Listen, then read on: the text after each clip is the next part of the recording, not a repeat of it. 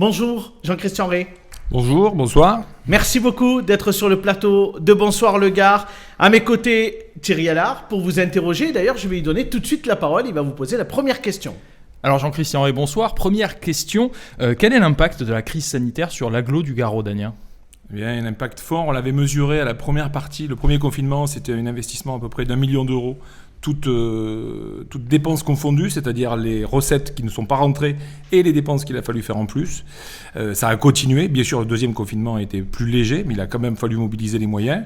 Et là, on vient de faire, par exemple, une rallonge sur le fonds local pour l'année 2020, dans lequel on a contribué avec l'État et la région. Donc aujourd'hui, l'agglomération, c'est 421 000 euros qui ont été dédiés sur ce fonds local. Alors parlons du projet de territoire, donc c'est la feuille de route du mandat qui a commencé à être présentée hier soir lors du conseil communautaire. Donc son élaboration est toujours en cours. Qu'est-ce qui s'en dégage à l'heure actuelle ?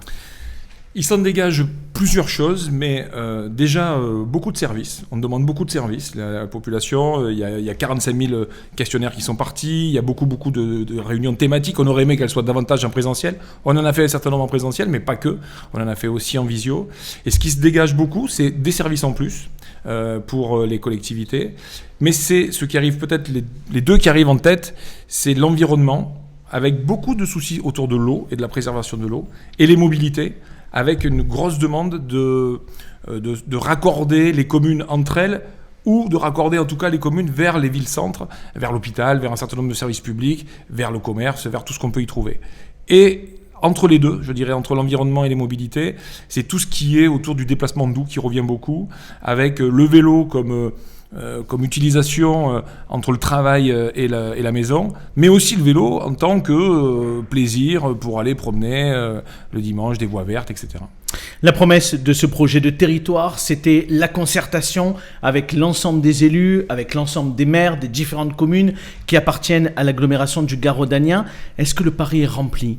Moi, je dirais que oui. Aujourd'hui, je le disais, on a fait 45 000 questionnaires. Il y a eu un site, et encore aujourd'hui, d'ailleurs, vous pouvez aller sur le site pour pouvoir poser vos questions ou proposer un certain nombre de contributions. Les conseils municipaux et les conseillers municipaux des conseils municipaux ont été réunis dans des réunions où ont pu donner également leur vision. Le monde économique, culturel, associatif, on a essayé de voir celles et ceux qui représentent aussi ce territoire, et on a essayé aussi d'aller chercher toutes celles et ceux qu'on n'entend jamais, mais aussi des lycéens, des étudiants. On a vraiment essayé de faire le plus large possible. C'est vrai que si on avait pu faire beaucoup plus de choses en présentiel, ça aurait sans doute été plus efficace peut-être. Mais ce qu'on a fait hier, l'idée c'était justement de remplacer la réunion publique. C'est-à-dire qu'aujourd'hui, hier on a montré où on en était, tous les domaines. Maintenant, l'heure des arbitrages va sonner, bien sûr. Mais aujourd'hui, c'était la totalité de ce qui a été demandé, exhaustif. À partir de là, il se dégage un certain nombre de choses, vous l'avez dit. À nous de choisir ce qu'on fait ou ce qu'on ne fait pas, et surtout avec quels moyens financiers on le fait ou on ne le fait pas. Hier, lors du conseil communautaire, il y a eu forcément des critiques, et une qui a pu surprendre comme critique, c'est celle venue de la maire de Pont-Saint-Esprit, Claire Lapéroni, qui a critiqué le projet de territoire. Est-ce que vous avez compris son message ? Oui, mais je pense que l'exercice, et que je dis et que je répète, c'est que la parole, elle est libre dans ce projet de territoire. Ce projet de territoire va nous engager dans un projet de mandat, va nous engager peut-être même sur plusieurs projets de mandat. Donc aujourd'hui, heureusement que chacun peut s'exprimer. J'ai corné sur tous les temps qu'aucune des réunions n'était conclusive. Ce qui est présenté, c'est un document brut. Donc à nous de dire ça j'en suis d'accord ou ça je ne suis pas d'accord. Ça veut dire qu'il y aura des amendements, ça veut dire qu'on pourra faire évoluer les choses. Ah mais alors, deux choses. La première, c'est que pour l'instant, le projet de territoire n'est pas voté. Il est présenté en l'état. C'est comme, si vous voulez, aujourd'hui, la totalité de ce qui a été proposé par les élus, par les citoyens. On a récolté, c'est quelque chose d'exhaustif qu'on a montré, d'exhaustif au niveau des demandes. Maintenant, à nous de faire le travail de garder ou pas garder. Typiquement, on parle de sécurité, de brigade intercommunale. Moi, c'est pas quelque chose que je considère être au niveau de l'intercommunalité. La sécurité doit rester sur le bloc communal. Mais ça va être en débat. Aujourd'hui, elle a exprimé des choses qui ne lui plaisent pas, des choses qui lui plaisent, mais ça sera à tous les élus de se positionner sur. Mais in fine, c'est vous qui allez trancher ? In fine, ce sera les 75 élus de l'agglomération du Gard rhodanien qui vont trancher. Thierry ? Oui, on a parlé de Claire Lapeyronie par rapport au projet de territoire. Elle s'est aussi exprimée sur le rapport de la Chambre régionale des comptes qui a été présenté hier. Elle s'est dite édifiée. Plus tard, il y a des élus spiripontins qui a démissionné en pleine séance, un peu avec perte et fracas. Que se passe-t-il avec Pont-Saint-Esprit ? Ouais, je pense que le plus simple, c'est peut-être d'inviter Pont-Saint-Esprit à cette table pour qu'il vous réponde. Moi, je ne m'immisce pas dans les affaires de Pont-Saint-Esprit. Écoutez, après, ça... Oui, mais démissionner, c'est un acte fort quand même. Oui, mais je suis même un peu triste parce que scénariser une démission... Et vous en avez pas parlé avant ? Non, mais ça ressemblait. Enfin, c'est pas. Il y avait un côté, un peu triste de la manière parce que à la fois tout ce qu'il a dit n'était pas réel. Puisque le projet de territoire est en cours, et ce qu'il a dit sur le rapport de la Chambre régionale, je suis désolé, mais sur la Chambre, aujourd'hui, on en parlera certainement dans un moment, mais toute sa problématique sur la gouvernance, le bureau n'a jamais existé sur la précédente mandature. Mais Claire Lapeyronie, elle fait partie de La République En Marche, le parti dont vous êtes membre également. On a envie de dire pourquoi vous n'avez pas réglé ça, en coulisses, et pourquoi il y a eu besoin de mettre ça sur la place publique. Écoutez, je vous répondrai. Alors, encore une fois, invitez Claire Lapeyronie pour lui poser des questions. Elle vous répondra, j'en doute pas. Ensuite, je ne sais pas si elle est à La République En Marche, mais vous y poserez la question. Moi, j'y suis. Je ne me cache pas derrière mon petit doigt. Il n'y a aucun problème là-dessus. Mais je ne suis pas sûr que Claire y soit. Vous lui demanderez. Elle a été soutenue par La République En Marche. Oui, on peut le dire quand même aux élections municipales. Si vous voulez avoir des réponses sur Pont-Saint-Esprit, vraiment, je vous invite à inviter Pont-Saint-Esprit et je suis sûr qu'ils accepteront avec grand plaisir votre invitation. Bon. En tout cas, moi, aujourd'hui, je suis de La République En Marche. Et d'ailleurs, à l'agglomération, aujourd'hui, c'est bien... on n'a jamais fait de politique. Il y a toujours eu dans le bureau exécutif, mais comme dans énormément d'intercommunalités, des élus de gauche, de droite, du centre, qui se sont réunis pour porter justement un projet global. C'est ça qu'il faut comprendre au niveau des intercommunalités, qui est très différent des communes. C'est que dans une commune, vous vous présentez sur une liste, avec un programme, une équipe. Quand vous êtes élu, le lendemain, vous pouvez développer votre programme et vous pouvez développer avec votre équipe le travail pour lequel vous avez été élu. Dans une intercommunalité, vous êtes d'abord élu, ensuite vous constituez une équipe et ensuite vous travaillez sur le projet de territoire. C'est quand même assez paradoxal. Tant qu'il n'y aura pas, et j'espère que ça viendra un jour, mais tant qu'il n'y aura pas un suffrage universel pour élire les mandats intercommunaux, on sera dans ces situations un peu paradoxales où finalement on perd chaque fois un an. On connaît également à Nîmes Métropole également, où c'est la négociation au quotidien, en réalité, avec l'ensemble des maires, de toutes les étiquettes. Oui, mais c'est pas... moi, j'ai pas de souvenir qu'on parle politique, politicienne en tout cas. On parle politique dans le sens noble, de l'intérêt général, des projets qu'on a envie de mener à bien. Et encore une fois, la parole, elle est libre. C'est peut-être ça aussi qui change. Mais contrairement à ce que j'avais entendu de certains à l'époque, d'ailleurs, je suis pas un espèce de dictateur. La parole, elle est libre et elle circule et c'est très bien. Au contraire, c'est aujourd'hui qu'on écrit une page qui va nous tenir sur les 5 ou 6 ou 7 prochaines années. Donc oui, c'est important de se positionner maintenant. On parle de la Chambre régionale des comptes, Thierry ? Exactement, là vous parlez de l'avenir. La Chambre régionale des comptes, elle est revenue sur les exercices précédents, sur le passé, avec un rapport qui a été présenté hier soir et qui est franchement pas spécialement tendre pour la gestion de l'agglo, puisqu'il parle notamment d'une qualité de gouvernance perfectible. Alors comment est-ce que vous le percevez, vous, ce rapport Alors, à plusieurs niveaux. D'abord, je le relativise, puisque les 100 pages sont résumées dans les 6 recommandations. Il y a 6 recommandations. Les 2 premières recommandations concernent les amortissements et l'inventaire, qui n'a aucun impact sur le budget en termes financiers. C'est des recettes en plus et des dépenses en moins, donc ça s'équilibre. C'est simplement un jeu d'écriture. Même d'ailleurs, les élus l'ont reconnu hier en conseil d'agglomération, même en opposition. Ensuite, il y a une remarque sur la commande publique. La commande publique, moi je veux bien accepter toutes les critiques. Aujourd'hui sur la commande publique, et notamment il faut un focus sur les ordures ménagères en disant qu'on n'a pas été beau et que les prix sont trop chers. On est les moins chers du Gard. Les 2 seules collectivités qui sont moins chères que nous, c'est Bellegarde parce qu'il y a un centre d'enfouissement sur la commune, et c'est Nîmes parce qu'il y a ils ont un circuit de traitement avec l'unité de valorisation énergétique. Que j'appelle de mes voeux d'ailleurs depuis longtemps sur la problématique des déchets pour qu'on puisse avoir une vraie solution d'exutoire. Ensuite, il y a 2 remarques sur les RH. Une où le temps de travail n'est pas à la bonne hauteur. C'est vrai, mais on a fusionné avec 5 communautés de communes.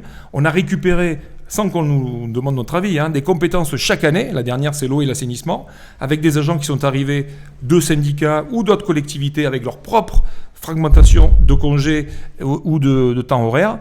Petit à petit, on harmonise. On sera au rendez-vous de la loi en 2023 où tout le monde fera 1607 heures. Mais on y va progressivement. Cette année encore, il y a 3 jours de congés qui ont été supprimés. C'est du dialogue social avec les syndicats. Si du jour au lendemain, je vous dis, vous allez perdre 3 jours de congés et vous allez travailler plus, peut-être que vous allez vous négocier un peu pour que ça puisse se faire. Donc on essaie de le faire dans la douceur. Et le dernier point, c'est sur la NBI, la bonification indiciaire.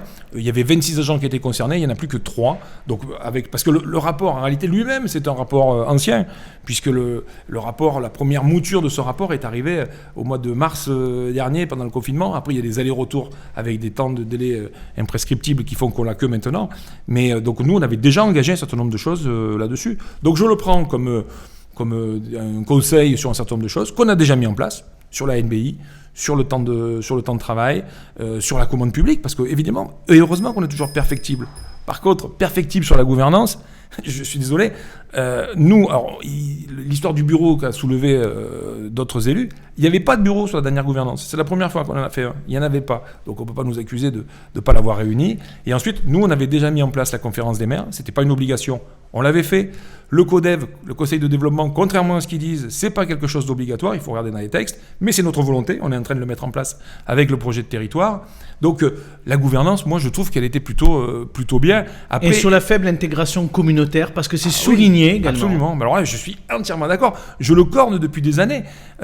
Aujourd'hui, il faut imaginer qu'on prend à peu près entre 45 et 50 millions d'euros chaque année. Il y a des variations de fiscalité. On en redistribue 25.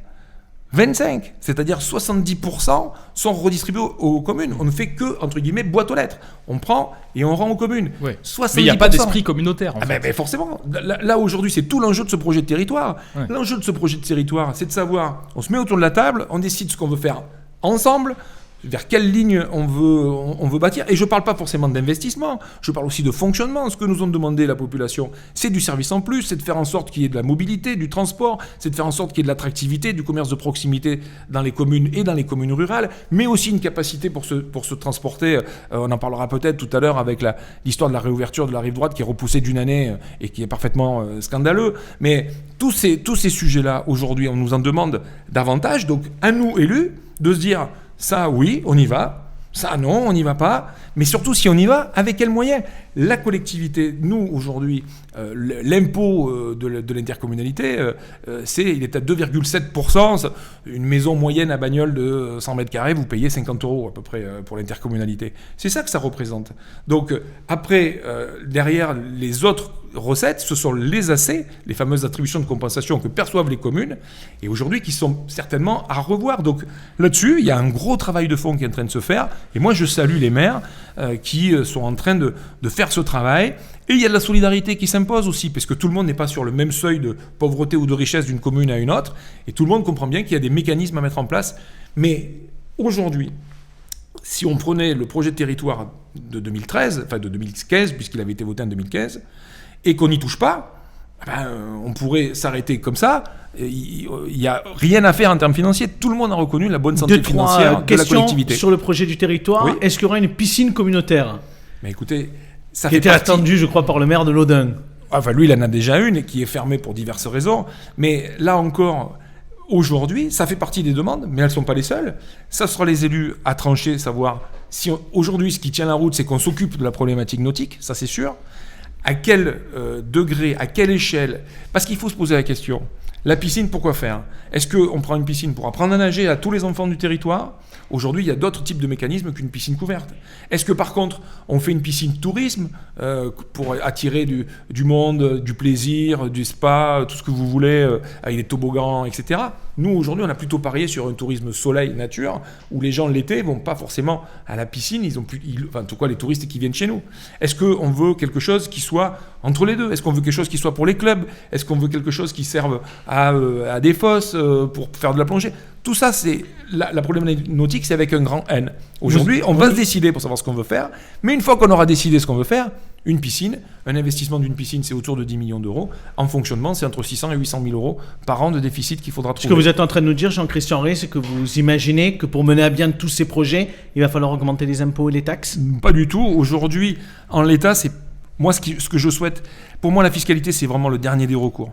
Aujourd'hui, ce que je souhaite, c'est qu'il y ait une péréquation sur ce que souligne très bien le rapport de la Chambre régionale des comptes, c'est-à-dire qu'il y ait une intégration communautaire. Et pour qu'il y ait une intégration communautaire, ça passe par la modification des AC et de cette différence entre ce qu'on touche et ce qu'on rend. Il faut que nous, on puisse en percevoir.